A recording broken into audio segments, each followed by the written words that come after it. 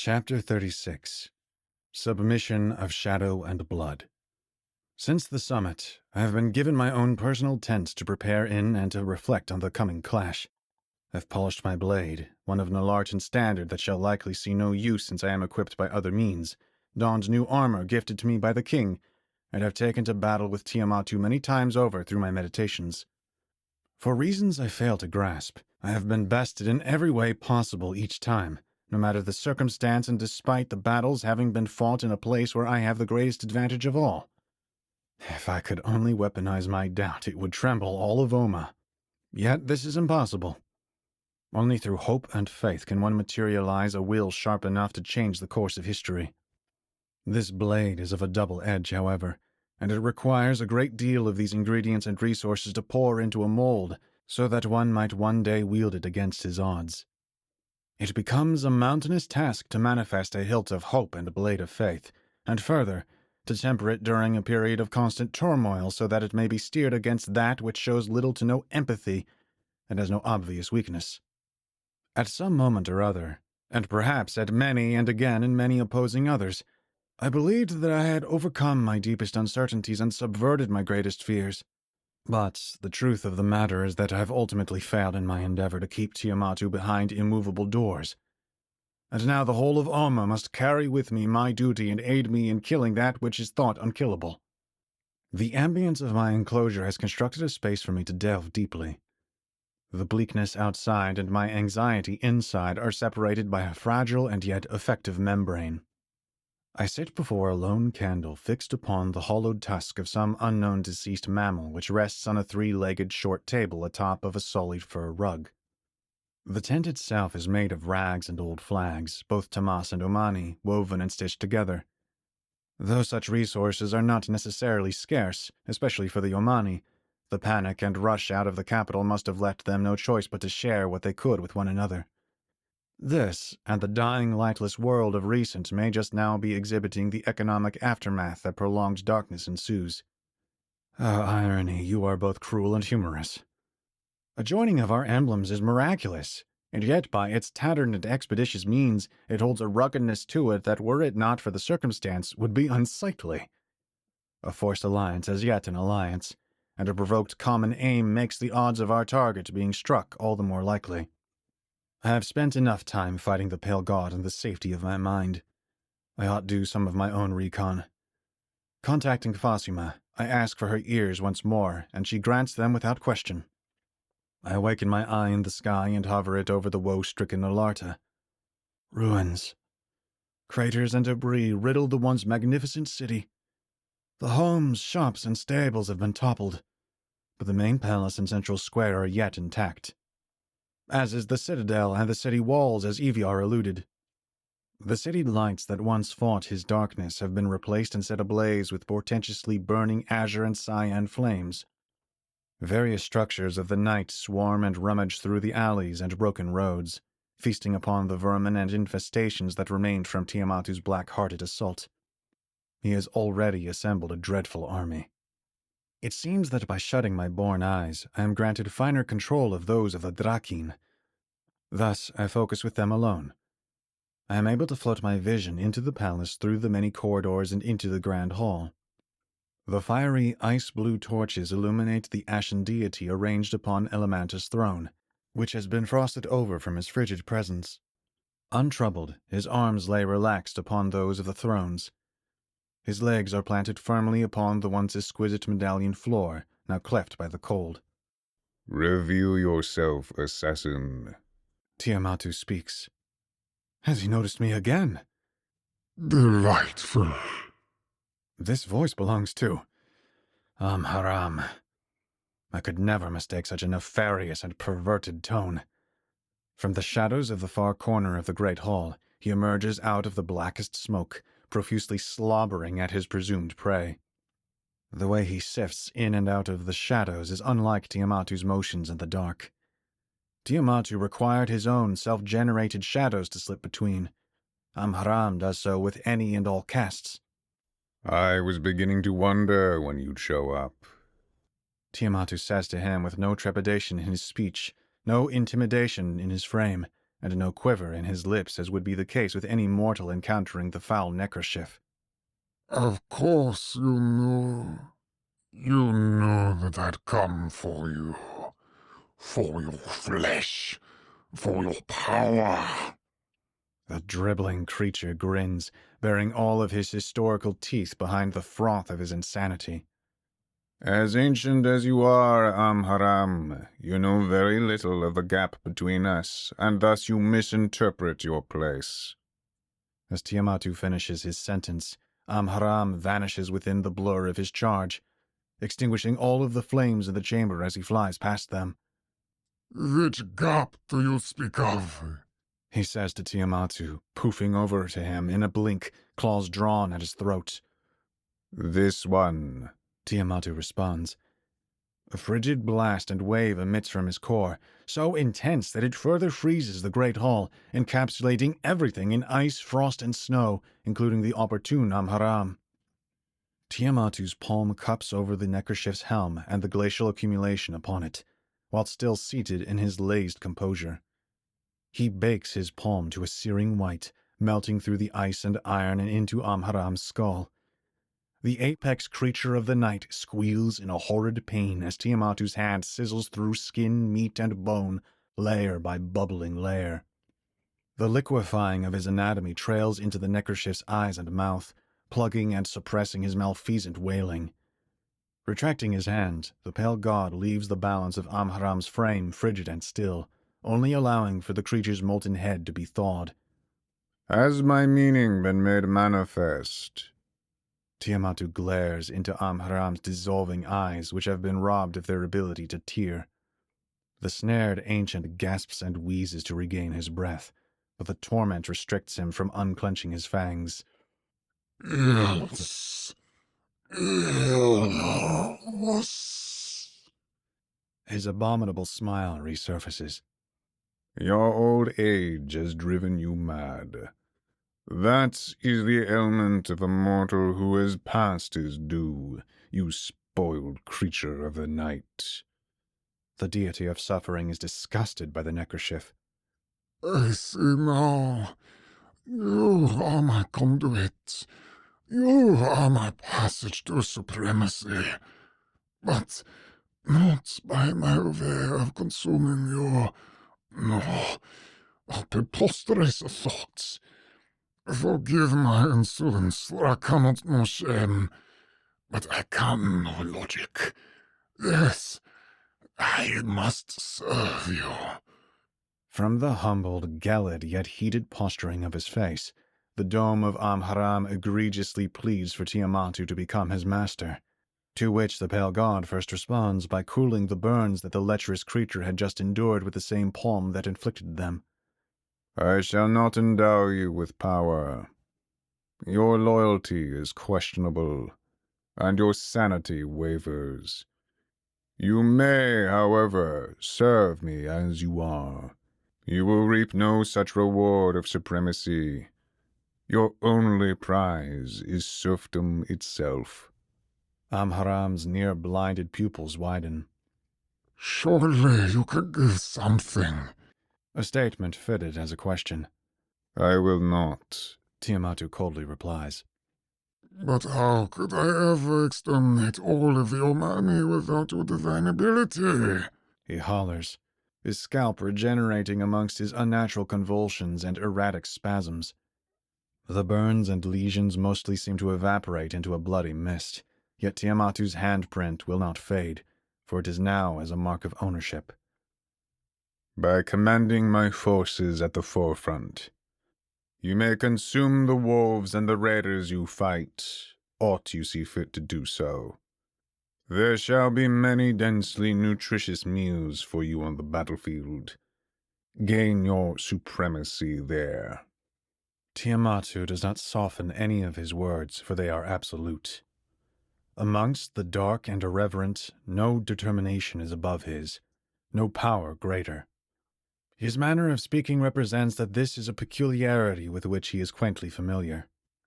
Amharam tumbles and kicks the proposal around in his fiendish cranium, making first a face of disgust, then of anguish, and finally of awe.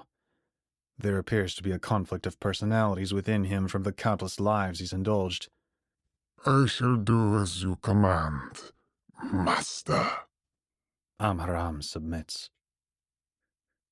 Yindra pulls the curtain of my tent open. I salute him as he enters. I apologize for the intrusion. He has never done so. Apologize, that is. Intrusions are his specialty. As my higher-up, and one whom I greatly revere, I have never been one to question this prying custom of his. Captain, you have no obligation to apologize to your underlings. You are beneath me in title alone. Is he implying that I have surpassed him in ability? It would be a reach to state that I've even caught up to him. Or do I simply refuse to acknowledge my progress? In regards to those qualities that make not only a great warrior but also an admirable leader, such as humility, virtuosity, integrity, foresight, and empathy, Yindra has always been an elusive phantom in my eyes. In a sense, that is what I must become, a leader. Although I am no ruler, nor am I a commander or a general, I am held to a similar esteem due to my ancestry and the role I have inherited. Thus, I am obligated to embody these standards. And above all of these things, as I am beginning to understand it, courage acts as the point of convergence, for none of these qualities can be defended without it, and thus they meet at this end, which is equally and justly a means to defend and preserve these facets of the virtuous. He rests himself on the pillow across from me, sitting cross-legged, paying no mind to my bafflement which surely decorates the expressions of my face. Have you heard from Jai? I had not seen her at the summit, I ask him. She sent word that she is preparing on her own, and that we ought carry on without her. I am curious as to what she could possibly be doing to plan for a war on her own. Hermit and town dweller alike, this is a combined effort. Amharam has been subdued by Tiamatu. He has sworn himself to him. I inform Yindra of the unhallowed ceremony. A wretched union indeed. He takes a moment to absorb my comment, his countenance cool and unwavering. What sort of monstrosity is this Amharam? How can we expect him to do battle? He casually asks. He carries a domain with him which he can expand and contract at will. Inside of it, we are unlikely to succeed against him.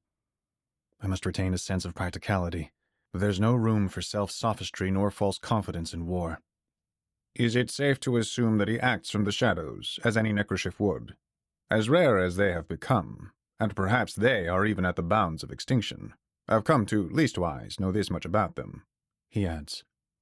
Yes, he attempted an assault against Tiamatu in this way. However, it was to his own detriment. Then leave him to me. I shall do my best to make certain that he isn't given the freedom to obscure you or the army. He wears a minute smirk. It is one of confidence in his ability, but also one restrained by his immense humility and modesty. Notwithstanding, whether it is true or myth that I have grown to his level or beyond it, it comes to me with great reassurance when Yindra personally takes it upon himself to handle a great responsibility. It is nearly as though he cannot fail. Against Eviar was the one time I have ever witnessed him blunder. I suppose it takes a light-bringer to flush out the darkness. I allude to his mastery of lightning and luminosity. Not long after Yindra departs, another visitor arrives to my tent. Those staggered vocals are indisputable. I signal that Tomas Salvadaya to enter. You are more than welcome, Relindur.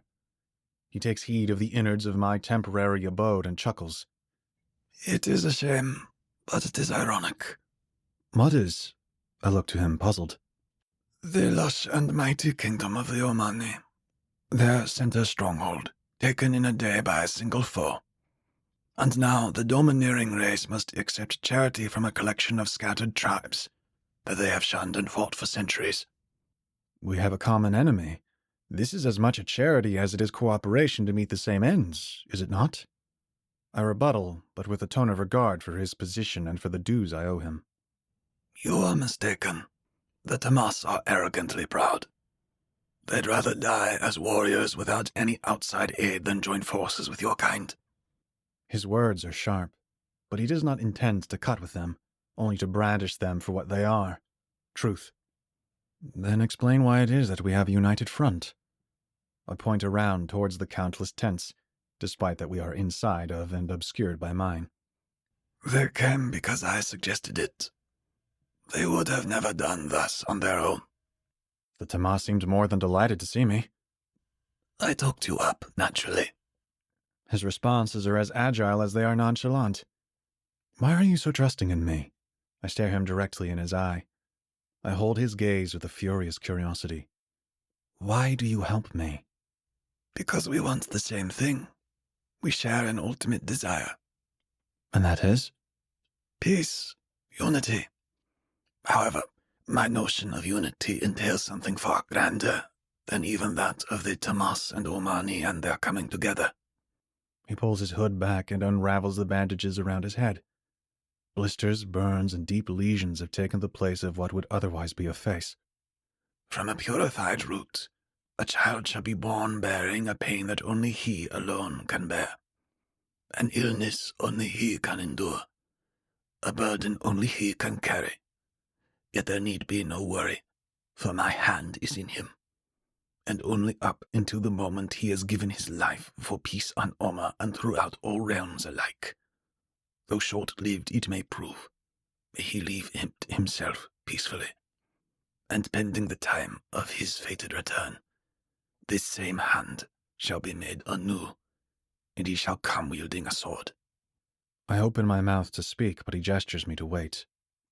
That was a passage which derives from an ancient text and could be found in both the Chronicles of Parais and the Battle for Oma, though it does not originate from them. You are not the sole puppet of the cosmos, of the planner.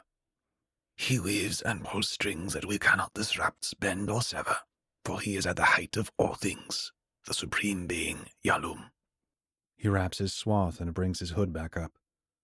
Do not grieve me, for I gave my consent to him. I and my beloved mother are the only willing puppets. All others must and shall move to his accord, and dance they must to his song. They may dance how they see fit, but dance they must. Huh. A little late for me to reacquaint myself with the ancient scriptures, I say jestingly. We both laugh as though what I said was funnier than it truly was. As though we may not laugh like this again for quite some time. Or ever, for that matter. When the laughter settles into titters and then into silence, I bring myself to inquire of something that has wandered to and fro from my mind for what is felt as a span of ages now. Forgive me if I overstep when asking this, but the mark on your forehead, I came across that very symbol at the doors of the ceiling gate. May I trouble you to know what it is? You do not overstep. Be at ease.